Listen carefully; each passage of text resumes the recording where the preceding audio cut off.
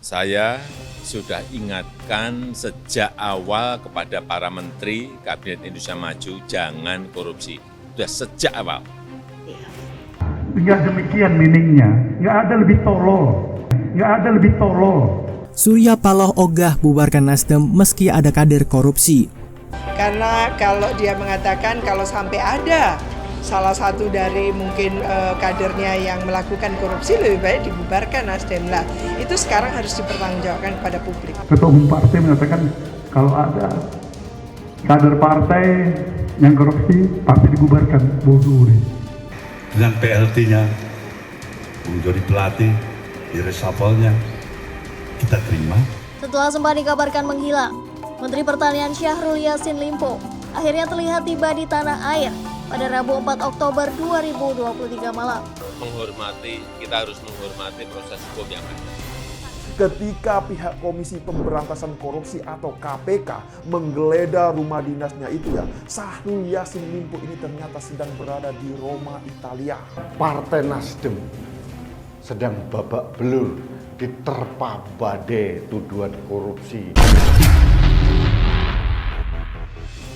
Dan bersamaan dengan temuan tersebut ya, Syahrul Yassin Limpo ini dikabarkan tidak dapat dihubungi alias hilang kontak.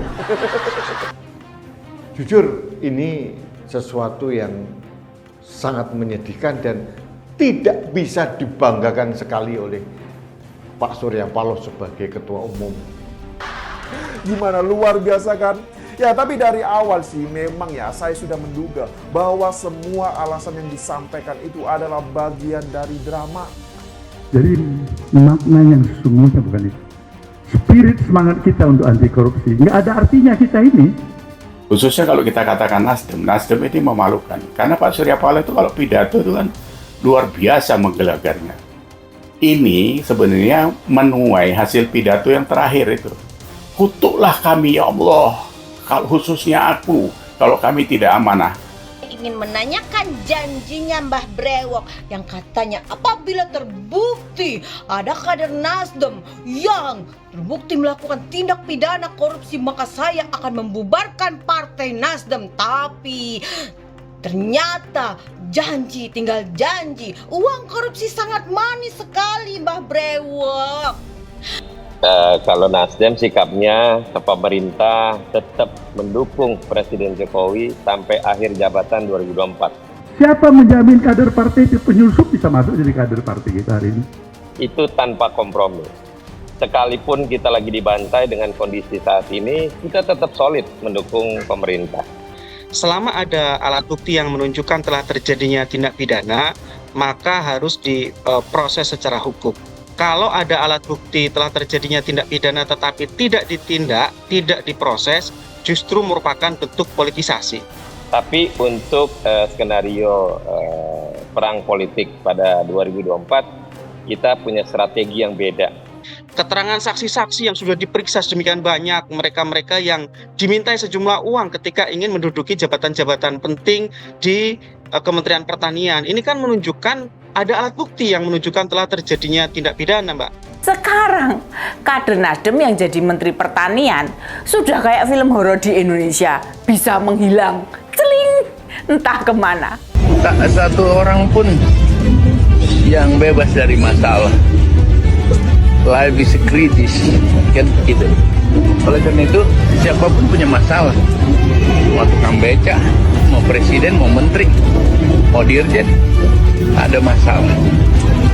Persoalannya, gimana menyelesaikan masalah itu? Kalau nggak mau dengan masalah, mati aja minum baygon. Kalau gitu, masalah itu harus di-connecting untuk menemukan apa sih substansi dari masalah. Seperti apa connecting kita untuk masalah itu bisa kita pecahkan. Mungkin nggak sekaligus kan, harus di-split, dipecahkan bertahap. Makin kompleks masalah, makin harus di-split-split.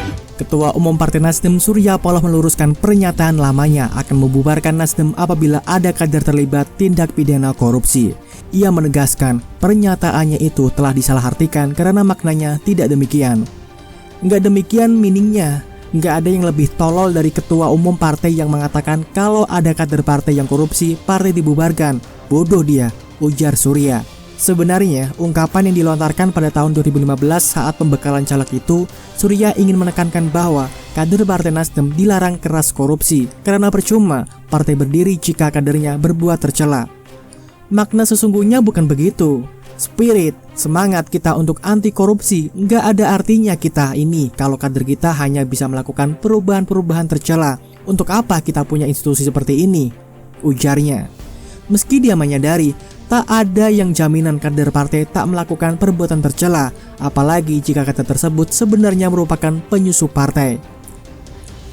Pada anak-anak negeri ini yang datang dengan penuh cita-cita, idealisme, pengabdian, berjuang bersama dalam suatu partai harus menjadi korban karena 1-2 orang yang tidak tepat. Itu tidak benar. Jadi intinya, saya mengkoreksi, bukan itu sesungguhnya, tegas Surya.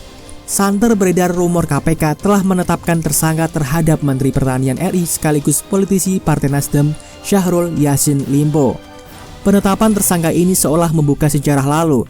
Tak sedikit publik yang mengungkit kembali pernyataan Ketua Umum Nasdem Surya Paloh yang akan membubarkan Partai Nasdem jika ada kadernya yang terlibat tindak pidana korupsi. Hal itu keluar dari mulut Surya Paloh saat memberikan pembekalan caleg pada 3 Juni 2015 silam. Tidak layak Partai Nasdem dipertahankan, ucap Paloh kala itu. Setelah Sekretaris Jenderal Partai Nasdem Johnny G. Plate yang juga menjabat Menkominfo Kabinet Indonesia Maju 2019-2024 berstatus tersangka dan resmi ditahan Kejaksaan Agung dalam kasus penyediaan infrastruktur Base Transceiver Station atau BTS, kini mentan Syahrul Yassin Limpo dikabarkan terjerat kasus serupa. KPK menggeledah rumah dinas mentan Syahrul Yassin Limpo di Kompleks Widya Chandra 5 nomor 28 Kebayoran Baru, Jakarta Selatan. Syahrul juga sebelumnya sudah diperiksa KPK pada Senin 19 Juni 2023 lalu terkait penyelidikan kasus dugaan korupsi di Kementerian Pertanian atau Kementan, salah satunya menyangkut jual beli jabatan.